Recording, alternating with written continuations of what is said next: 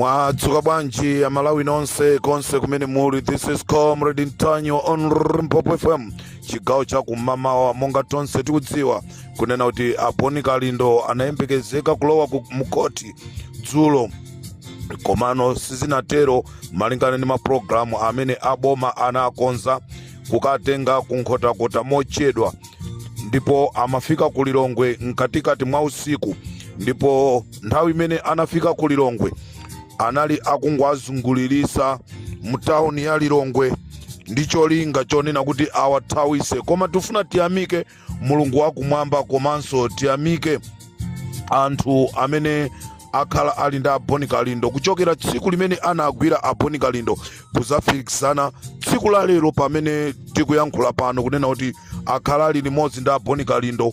Kwina kulikonse kumene amapita Boni Kalindo, anthu amenewa amakhalanso nawo akupita kumeneko. Zimene zalepheresa kunena kuti aboma plani yawo imene amafuna kuwapha Kalindo yalephereka. Tikudziwa anthu ena anali okondwa kumatulusa maposta kunena kuti ava zikachiujeni chiplastiki kumaso Amalawi. Tufuna tikuuzeni zonse zija ndi zaboza, ndi gulu lija la manjajawidi, gulu limene ngati silitsutsana ndi zoyankhula za Mpopo FM, ngati satsutsana ndi zoyankhula za Boni Kalindo, ngati satsutsana ndi zoyankhula za Wabakili TV, mumtima mwawo simmakhala bwino.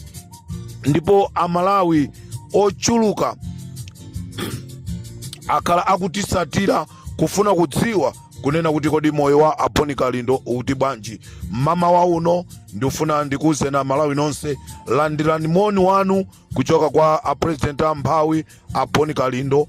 Akupereka moni kwa nonse, tayankhulana nawo ali bwino, except mmene tinayankhulira za nkhaza zimene akhala akuachitira kuchoka siku limene anatenga kuzafika lero. Zambiri tu azatiyankhula okha Boni Kalindo. Mulungu ndi wamkulu, Mulungu amayankha. Tiyeni tonse ku khoti tikamve kuti kodi chimene chikachitike ku khoti nchani. Ndikanakonda tonse Amalawi First amene tili ku Lilongwe, tonse amene timakonda Boni Kalindo, kandi ife azipani zotsutsa timakonda Boni Kalindo, ndikanakonda tonse tikanapita ku khoti kuti tikakhale kumeneku kuti tikamve kuti zosatira ndi chani. Mulandu omwe wokhuzana ndi kuti saiba umene anamangira Boni Kalindo ndi mulandunso omwewo umene anamanga Akamlepo Kaluwa. Tikunena pano Akamlepo Kaluwa anatuluka zulo, anayembekezeka kunena kuti apita ku khoti, koma sanapite ku khoti, angolandira belo ya polisi ndi kuchoka ku polisi ndi kumapita ku nyumba kwawo. Mulandu omwewo Boni Kalindo akukalowesedwa nawo mu khoti. Sindikudziwa kuti chilungamo chake ndi cha mtundu wanji. Ndiye ndikuti tiyeni tonse chigawo cha kumama kuno kuti tikakumane ku khoti tikakhale ndi president wa Amphawi. This is Comrade Ntanyiwa. Ndikudziwa Malawi ndakusungirani chinkute chimene ndakhala ndikukuuzani kuti ndikulongosolereni. Kodi ndi anthu ati amene apakira kale katundu, anthu amene akufuna kuthawa chifukwa cha imfa ya Chilima.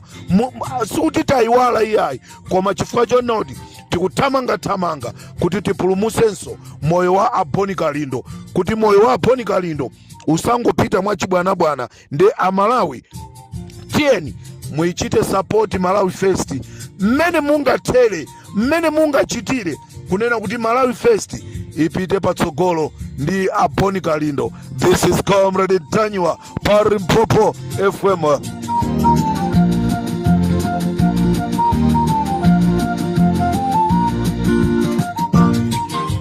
Ndinakuuzani dzulo kunena kuti mafumu akumzimba onse apasidwa ma 5 miliyoni ndicho linga chonena kuti akuti aliyense oyankhula za imfa ya Chilima azimuza zonena kuti imfa yachoka kwa Mulungu.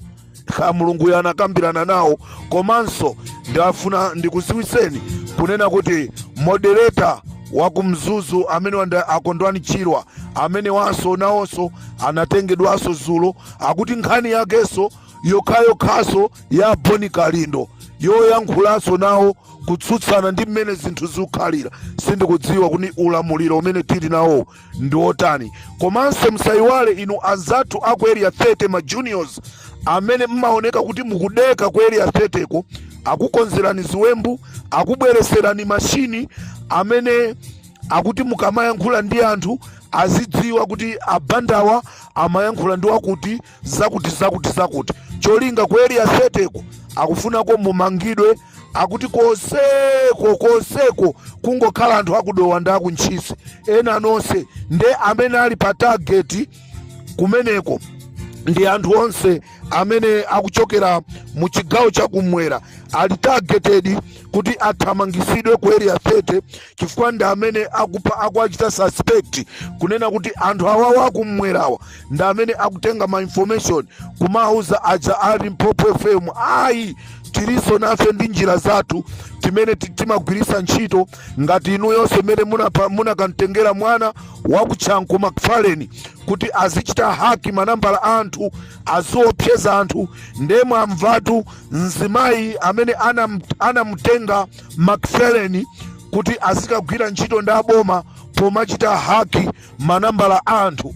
Mzimayi uja wakwapulidwa atangofika mu Lilongwe, anthu ampasa makofi ndikumuza kuti iwe kunoko wabwerera chani, iweyo ndi amene ukugwira ntchito ndazikhale ng'oma, iweyo ndi amene ukuisokoneza Malawi Congress Party ndi kamunthu kako kamene anabwera okaoka ku MCP kuja ayamba kuukira nako amalawi mumvaso siku lina kunena kuti McFarlane ammenyaso a MCP wa chifukwa a MCP naonso ndokwiya chifukwa cha imfa ya Chilima nde wina azibwera azinena kuti amalawi osamayankhula za imfa ya Chilima ngati pakhomo munthu akamwalira anthu timayankhula kunena kuti koma achimwenewa zona palibe timamva wa mbumba akunena kuti pasapezeko oyankhula za imfayi sizinayamba zachitika zayamba liti za dzandani dziwana Malawi kunena kuti mfiti izafanso